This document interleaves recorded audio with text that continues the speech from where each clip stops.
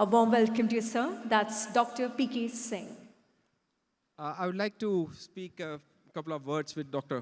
P.K. Singh, Commissioner of Agriculture. First of all, the whole night he has traveled, returned from Africa this morning, and 2 hours he just went home to freshen up, and he is here. So thank you so much. And this is the first corporate gathering in Hyderabad our Commissioner of Agriculture is addressing. That's something we are honored about. Thank you so much. Thank you, Agrawal ji. And how much we should diversify the low productivity areas to other crops. And which technology should match best with the agroclimatic conditions, and that too in the climate change regime of whatever is going on. So different technologies for different crops, कहाँ पे जाएगा, कितना अच्छा उसको हम लोग आगे बढ़ा सकते हैं किसी एक पर्टिकुलर क्रॉप को. तो इसका मतलब क्या है कि अगर हम एक पर्टिकुलर लोकेशन पे किसी एक क्रॉप को आगे बढ़ाते हैं, if we are going to promote one crop in one location, that is the way we are going in for FPOs and cluster based approach, what is we are now started promoting for last 2 or 3 years. 10,000 FPOs or Krishi Dron Didis are now coming up.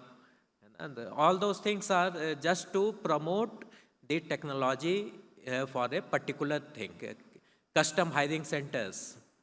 So I'm not going in all those details, but after visiting Africa, one thing I could understand that it is the ecosystem. The first thing what we were discussing, Shivji is here, in his panel discussion, partnerships and ecosystem. So partnership अगर हमको बताना हो 2 line में कि क्या होना चाहिए, तो यही है कि जो इकोसिस्टम है उसमें इस तरीके से पार्टनरशिप्स हों कि अगर सोडियम NaOH और HCl को मिला दिया जाए तो अंत में नमक हो जो कि सबके यूज़ का हो जाए, दोनों का अपना अपना कैरेक्टर न रह जाए. मतलब दैट काइंड ऑफ पार्टनरशिप होगी तभी वो इकोसिस्टम अच्छे से काम करेगा. और गवर्नमेंट की पॉलिसीज़ अगर अच्छी नहीं होंगी और गवर्नमेंट का जो इकोसिस्टम बनाना चाहती है वो अगर सही पॉलिसी के साथ नहीं आएगा तो शायद हम लोग वही अफ्रीका वाली स्थिति में रहेंगे कि आपके पास मिल्क है but there is no processing. एक देश के पास जो है एवोकेडो है, वो अपना किसी तरह से इंटरेक्ट करके गवर्नमेंट के साथ यहाँ पे अपनी ड्यूटी 0 करा ले गया. बगल वाला जो है उसकी 30% ड्यूटी है, तो वो अपना सारा सामान स्मगल करता है पहले उस वाले को, and then that one is exporting to India. So such kind of policy frameworks, कहाँ पे पार्टनरशिप किस तरीके से आगे बढ़ना चाहिए, ऐसे छोटी छोटी चीज़ों को जब हमारे जो स्टेक होल्डर्स हैं, if they come in through the play, how those stakeholders are going to leverage upon the opportunities whatever are there in different issues. So after say 25 years from now, that is that by 2047, if we are successful in implementing the policies which are being framed today, we would have a lot of material to export for export. And what are those conditions? Why we should introduce new crops in India? Avocado, we are also trying to promote in India, but we are getting it. कहीं पे भी आप जाएंगे, Uganda, Kenya, सब जो सड़क के किनारे जैसे यहाँ अमरूद के से ज़्यादा वहाँ पे एवोकेडो है. तो क्या हमको उसको प्रमोट करना है? क्या whether we should diversify our horticulture area for such crops, or we have to diversify it for those things which we can export in the future. हम लोग को देखना पड़ेगा कि हम लोग किस तरीके से किस क्रॉप के ऊपर कितना एम्फेसिस देते हैं, किस कमोडिटी के ऊपर कितना एम्फेसिस देते हैं. आज हम लोग किस छोटी छोटी चीज़ों में देखें, अगर सपोज करते हैं एनिमल हस्बेंड्री का, हम लोग captive animal husbandry, we are following the captive animal husbandry. They are following grazing kind of animal husbandry.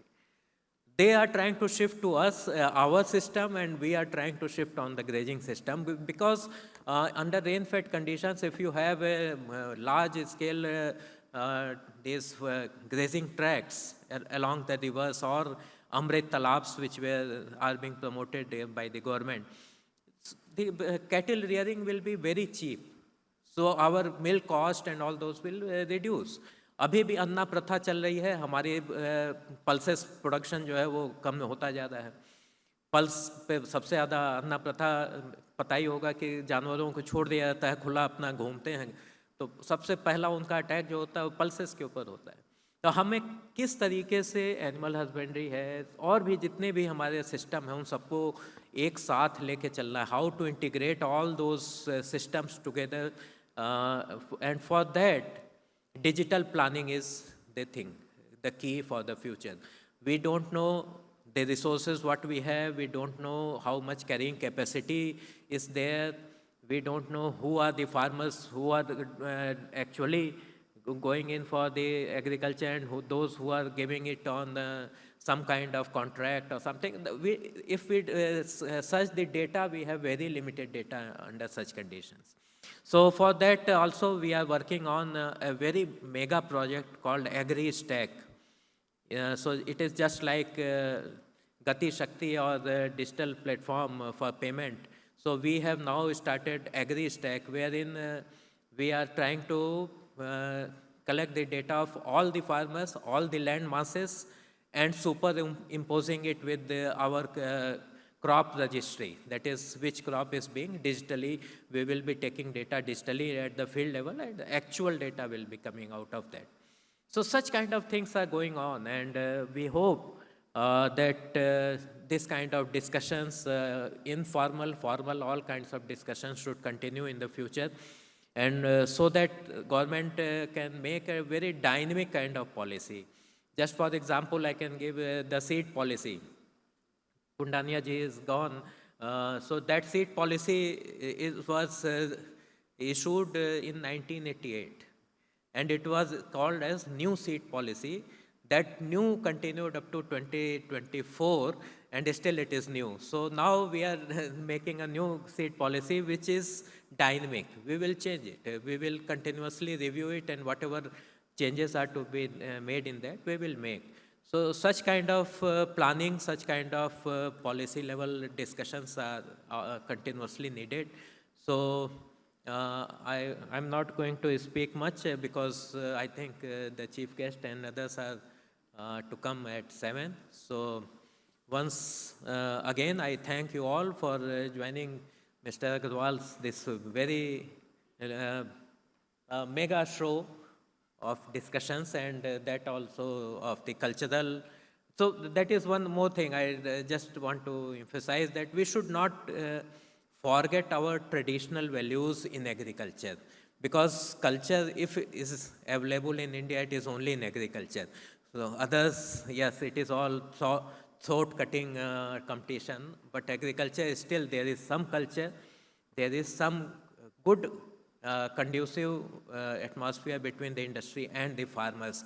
Every industry wants to work for the farmer, and farmer also has a very good trust in with the industry. So we should continue to do that. We should not forget our traditions, what we have. So that's why we are also trying to promote traditional varieties, traditional grains like millets, and then so many traditional things which are there for long. So thank you once again to all of you for listening me, because it was not a structured lecture or something like that. So it's all whatever thought I have that came, I just spoke here. Thank you. Thank you all. Thank you so much. I think when we were studying in Pantnagar, we had a kind of a thing, Desh ka culture, agriculture karke. And when I was walking with along CGM Rajesh Kumar sir into the hall, then he said, culturon ka culture, agriculture. What a beautiful way of looking at it. So agriculture is a base. And thank you so much, sir, for coming all the way and being with us. I'm sure we'll have little more value post this thing. And please come to place.